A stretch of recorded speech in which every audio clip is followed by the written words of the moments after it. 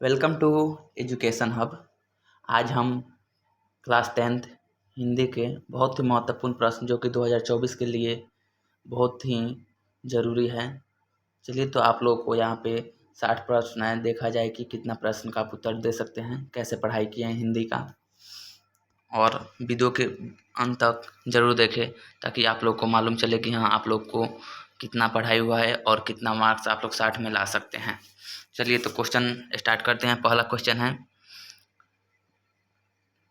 जाति प्रथा भारत में क्यों एक प्रमुख कारण बनी है। तो देखिए जाति प्रथा या प्रथम पाठ का है जो कि कह रहा है क्यों एक प्रमुख कारण जाति प्रथा है।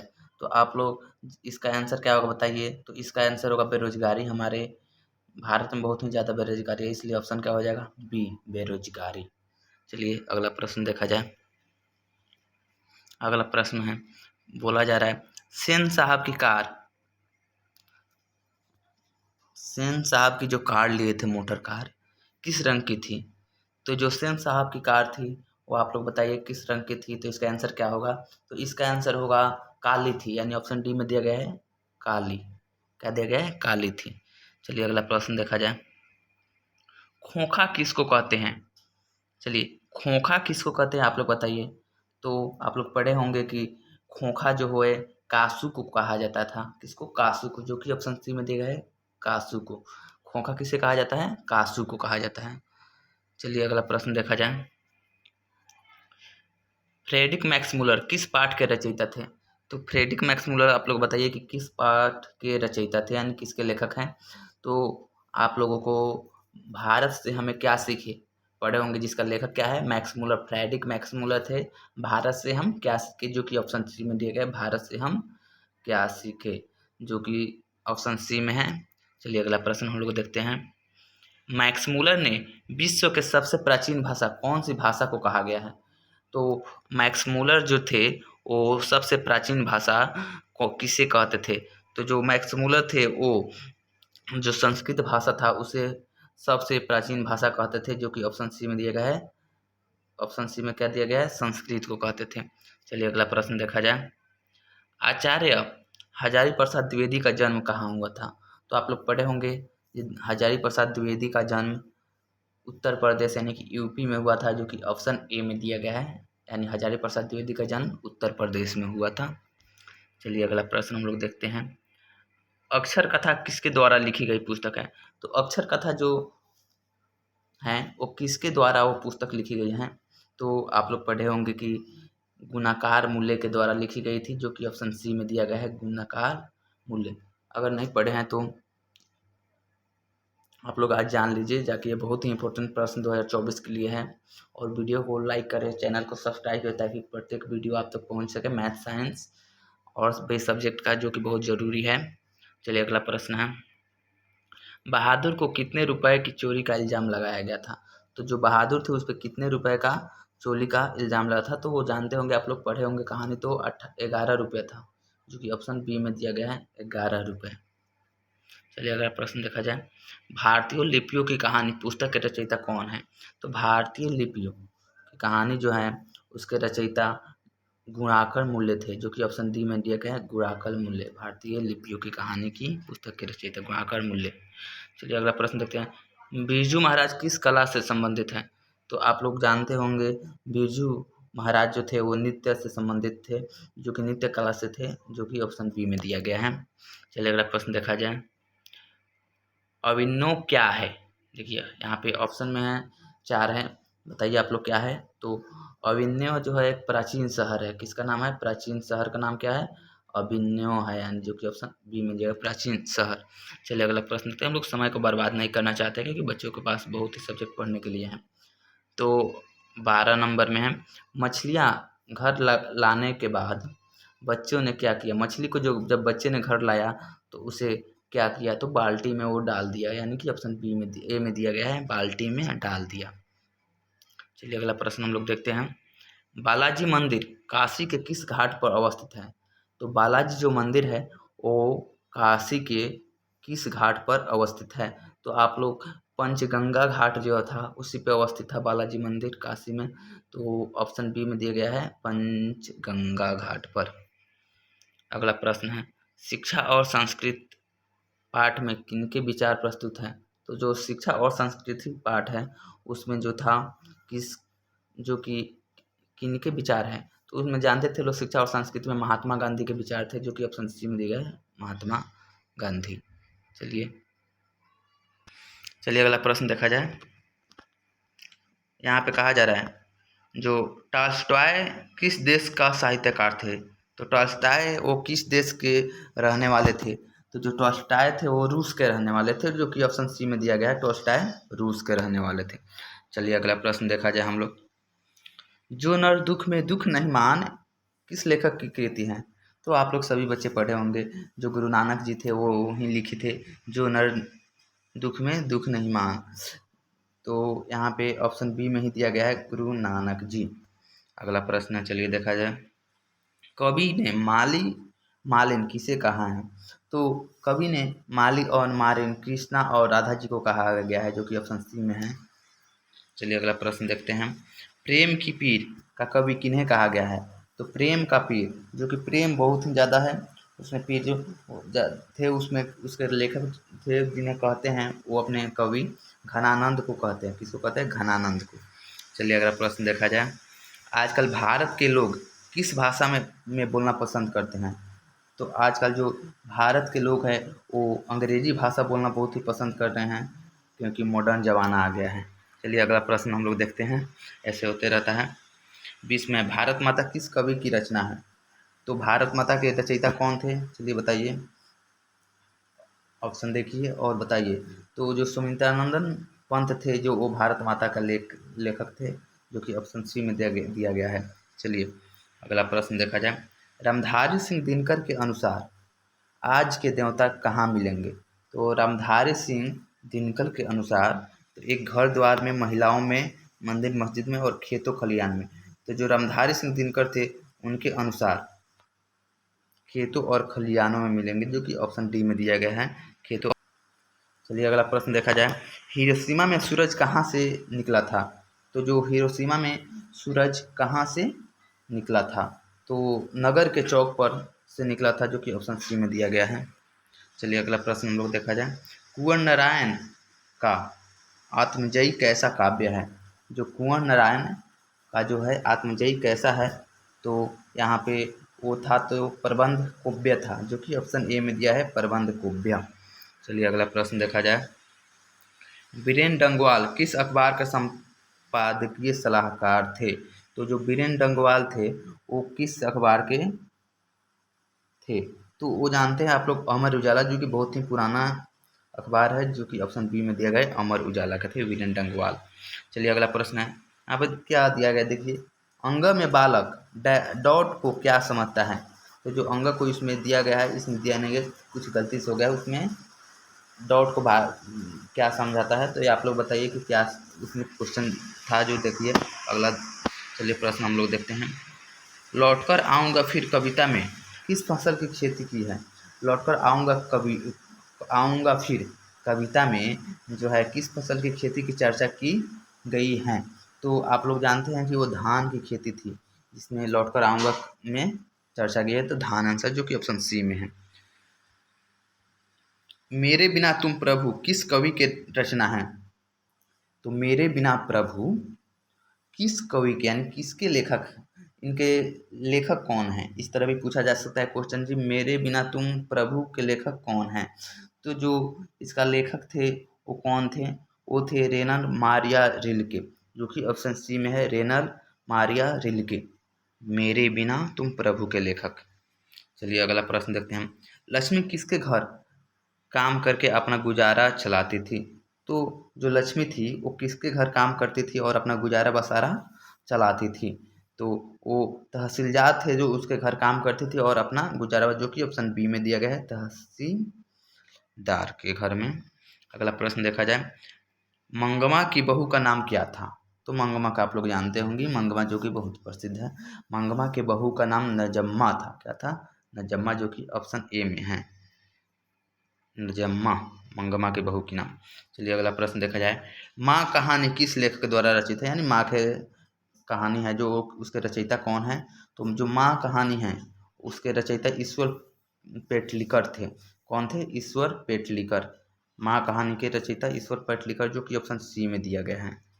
चलिए अगला प्रश्न देखा जाए। मंगू को लोग किस अस्पताल में भर्ती करना चाहते थे? जो मंगू थी उनको किस अस्पताल, जो पागल थी वो किस अस्पताल में वो लोग भर्ती करना चाहते, तो पागलों के अस्पताल में भर्ती करना चाहते क्योंकि वो पागल थी। अगला है, पापत्ती को कौन सा रोग था? जो पापत्ती है उसको कौन सा रोग था? तो उसे मेनिंजाइटिस का रोग था। पापत्ती को कौन था? मेनिंजाइटिस, जो कि ऑप्शन डी में दिया गया है। चलिए अगला प्रश्न देखते हैं। वल्ली अमाल की पुत्री कौन थी? चलिए अच्छा प्रश्न है। वल्ली अमाल जो है वो अमाल की पुत्री कौन थी? तो इसमें क्या ऑप्शन होगा बताइए आप लोग। तो जो पापत्ती थी वो वल्ली अमार की पुत्री थी, जो कि ऑप्शन बी में दिया है, पापत्ती। अगला प्रश्न देखा जाए। धरती कब तक घूमेगी कहानी के प्रमुख पात्र कौन है? तो धरती कब तक घूमेगी, इसमें प्रमुख पात्र कौन था इसमें? तो इसमें प्रमुख पात्र सीता थी, जो जिसका ऑप्शन डी में दिया गया है, सीता। अगला प्रश्न दिया गया है, चलिए। धरती कब तक घूमेगी किस भाषा से अनुदित कहानी है? तो धरती कब तक घूमेगी, तो ये किस भाषा में लिखी गई, किस भाषा की कहानी है? तो जो कि राजस्थानी भाषा की थी, धरती कब तक घूमेगी, जो कि ऑप्शन में कहाँ है, देखिए ऑप्शन सी में दिया गया है, राजस्थानी। चलिए अगला प्रश्न हम लोग देखा जाए। Pandit Birju Maharaj dash dash dash साल के थे तभी उनके पिता का देवासान हो गया। यानी पंडित बिरजू महाराज कितने साल के थे जब उनके पिताजी का देहांत हो गया था? तो उस टाइम पंडित बिरजू महाराज जो केवल 9.5 साल के थे, जो कि ऑप्शन देखिए ए में ही दिया गया है, 9.5 साल के। चलिए अगला प्रश्न हम लोग देखते हैं। स्वामी विवेकानंद ने वेदांतियों की वेदांती किसे कहा गया है? किसे कहा है? स्वामी जो विवेकानंद थे वे वेदांतियों की वेदांती किसे कहे गए हैं? तो वो थे जो हमेशा स्वामी विवेकानंद ने मैक्स मूलर को ही वेदांतियों की वेदांती कहा गया है, जो कि ऑप्शन देखिए कहाँ है, ऑप्शन सी में है। चलिए अगला प्रश्न हम लोग देखते हैं। चलिए अगला प्रश्न है, हिंदी तथा इसकी विविध बोलियों किस लिपि में लिखी जाती हैं? तो हिंदी तथा इसकी विविध बोलियां जो है वो हमेशा देवनागरी भाषा में, आप लोग सभी बच्चे जानते होंगे, जो कि ऑप्शन कहाँ ए में है, देवनागरी भाषा में लिखी गई है। चलिए अगला प्रश्न हम लोग देखते हैं। ललित निबंध है, तो जो ललित निबंध है वो क्या है? जो ललित निबंध है वो नाखून क्यों बढ़ते हैं, ललित निबंध, जो कि ऑप्शन बी में दिया गया है, नाखून क्यों बढ़ते हैं, वो ललित निबंध है। चलिए अगला प्रश्न देखा जाए। लेखक अमरकांत ने हाई स्कूल की शिक्षा कहाँ से प्राप्त की थी? तो जो लेखक अमरकांत थे उनके हाई स्कूल की शिक्षा कहाँ से प्राप्त हुई थी? तो उनकी जो हाई स्कूल की शिक्षा था वो बलिया से, जो कि ऑप्शन ए में ही दिया गया है। चलिए अगला प्रश्न हम लोग देखते हैं। 3 बेटे की माँ है, 3 बेटी की माँ कौन थी बताइए? तो जो 3 बेटे की माँ थी वो कौन थी? तो 3 बेटे की माँ सीता थी, जो कि ऑप्शन बी में दिया गया है। चलिए अगला प्रश्न हम लोग देखा जाए। रामधारी सिंह दिनकर रचित पाठ हैं, तो रामधारी सिंह के द्वारा कौन सा इसमें लिखा गया था? तो रामधारी सिंह दिनकर के द्वारा जनतंत्र का जन्म लिखा गया था, जो कि ऑप्शन बी में ही है। चलिए अगला प्रश्न देखा जाए। बिरजू महाराज का संगीत नाटक अकादमी अवार्ड कब प्राप्त हुआ? तो जो बिरजू महाराज थे उनको संगीत नाटक का अकादमी अवार्ड कब, किस उम्र में थे तो उन्हें प्राप्त हुआ था? तो 27 साल के उम्र में उनको प्राप्त हुआ था, जो कि ऑप्शन ए में ही है। चलिए अगला प्रश्न हम लोग देखते हैं। गुरु नानक की पत्नी का नाम क्या था? अच्छा क्वेश्चन है। तो गुरु नानक की पत्नी का नाम सुलक्षणी था, जो कि ऑप्शन ए में है, सुलक्षणी। चलिए अगला प्रश्न हम लोग देखते हैं। जाति प्रथा का स्वाभाविक विभाजन नहीं है क्यों? तो जाति प्रथा का स्वाभाविक विभाजन नहीं है क्यों? तो भेदभाव के कारण, शोषण के कारण, गरीबी का एवं रुचि के आधारित नहीं होने का। तो ऑप्शन यहाँ पे हो जाएगा डी, जो कि रुचि पर आधारित नहीं होने के कारण। चलिए अगला प्रश्न हम लोग देखते हैं। मदन के लिए क्या खाना मामूली बात थी? तो जो मदन थे उनके लिए क्या क्या खाना मामूली बात थी? तो मदन के लिए मार जो खाना वो मामूली, क्योंकि वो हमेशा मार खाते रहते थे, और उनका मार खाना, जो कि ऑप्शन सी में दिया गया है। चलिए अगला प्रश्न हम लोग देखते हैं। मैक्स मूलर ने कालिदास की किस पुस्तक का जर्मन भाषा में अनुवाद किया? तो मैक्स मूलर थे वो कालिदास के किस पुस्तक को जर्मन भाषा में अनुवाद किए थे? तो देखिए यहाँ पे क्या होगा, तो इसमें होता है मेघदूत का जो कि वो जर्मन भाषा में, जो कि ऑप्शन सी में दिया गया है, किए थे। चलिए अगला प्रश्न है, बहादुर का पूरा नाम क्या था? तो बहादुर का पूरा नाम क्या था? तो बहादुर का पूरा नाम था दिल बहादुर। क्या नाम था? दिल बहादुर, जो कि ऑप्शन बी में दिया गया है, दिल बहादुर। चलिए अगला प्रश्न हम लोग देखते हैं, परंपरा का मूल्यांकन शीर्षक पाठ साहित्य का कौन विवेचना किए? क्या विवेचना है? तो जो परंपरा का मूल्यांकन था वो एक निबंध था। क्या था? निबंध, जिसमें ऑप्शन बी में ही दिया गया है, परंपरा का मूल्यांकन। चलिए अगला, विलंबिया क्या है?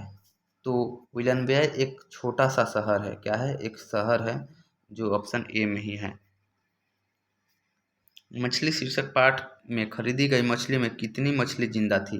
तो मछली जो शीर्षक पाठ है उसमें जो खरीद के लाया गया था उसमें केवल 2 ही मछलियाँ जिंदा थी, जो कि ऑप्शन ए में ही है।